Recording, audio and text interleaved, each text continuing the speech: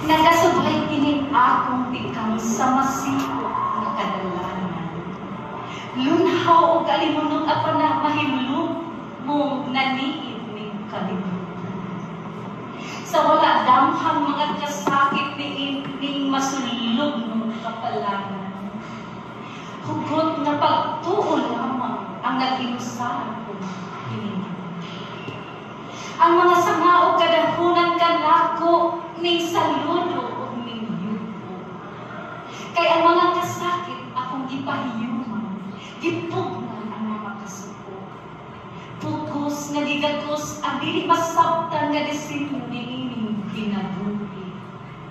Makanunayong pagpaubos hang dili sukmatan ni ining buhi. Usa ako ka anak, igsuon, inahan, asawa, usa ka maalindog nga lolo. Usa ka biyuda sa diin giungol pag-ayo tungod sa gugma sa pamilya. Gisalom ang mabangis ug tawhanong paghukom mugna sa kasimba. Nagpaambit sa banaag dinhi sa Cebu Tech Fence nga wala.